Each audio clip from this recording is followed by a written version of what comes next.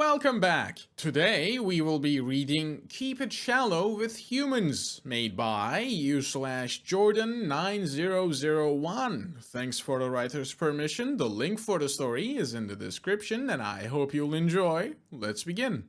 We welcome a new species called humans. Molluscan, be advised, avoid physical contact. Psionic races, be advised, keep mental contact shallow. Averics, be advised, ear protect. The station ticker tape continued scrolling and Guipa let out a small chuckle out his lines of bilateral nostrils. Non-psionic races were always so touchy when they met a psychic race such as his, the Uitan. They would make a fuss at first, but asking a being such as Guipa to not have mental contact with the minds around them was akin to asking them to not smell a snog hog in the room. Maybe a lesser psychic could obey such a request, but Guipa just rolled his eyes and carried on. All these races were so worried about keeping their thoughts private, as if Guipa cared about the roughing habits or jealousies that non-psionic races seem to want private. After a species grew up a bit and got used to coexisting with physics, they generally came to find mental communication a freeing experience. It would be the same with these humans.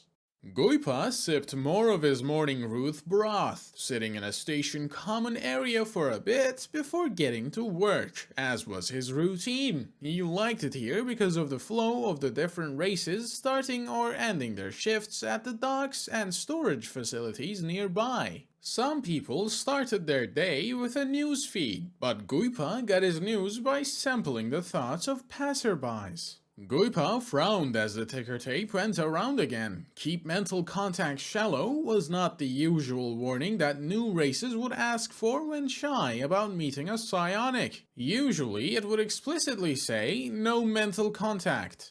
Guipa puzzled over this while looking up humans on his tablet. Pretty standard squat bipeds, sort of squishy looking, but coming in some pleasing shades of skin. He sat and waited, sipping his hot broth slowly. Finally, a small group of these primates came around the corner. The group of three were wearing matching uniforms and laughing with each other loudly. Two of them were carrying their own hot beverages, wisps of steam and an earthy smell wafting through the air with them.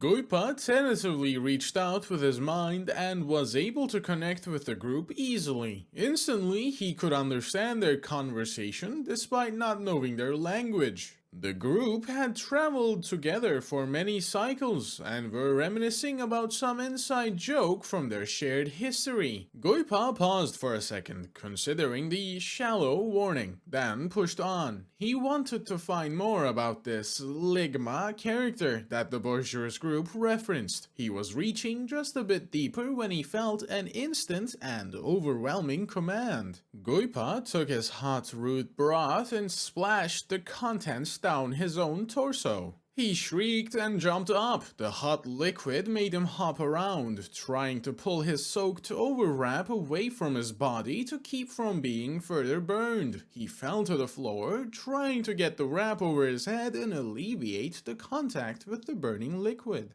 One of the humans ran up to him, helping him pull off the overwrap. "Hey, I'm so sorry," the human said out loud as Guipa looked up at it with shock. "They really gotta give you guys better warnings about us." "What the hell was that?" Guipa responded, eyes wide. He hadn't even had the time to react when the powerful command had taken over his whole being. Now he was only using the shallowest of mental connections to communicate with the primate, and had to fight the feeling telling him to run away, to get as much distance between himself and that dangerous mind. "Yeah, you let those intrusive thoughts win. We humans have constant impulsive thoughts, they say." The human picked up the mug Guipa had dropped after scalding himself and placed it on the table with an apologetic shrug. "We get used to them. Sucks for you psychic types though. Guess you got caught in the crossfire when I thought about spilling coffee on myself." The human went to offer a hand to help Guipa up to his feet, but retracted it when Guipa cringed at the human getting too close.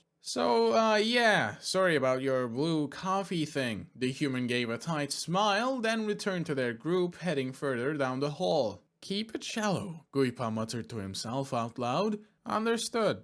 That was the end of the story. Thank you so very much to Commodore Goat for supporting me on Patreon, and thank you all for listening. I'm glad to still have you here. That was a short, yet in my opinion, fun read. I hope you enjoyed. And if you have stuck around, go and show your appreciation to the writer on HFY. I hope you're having a good day, and I'll see you in the next one.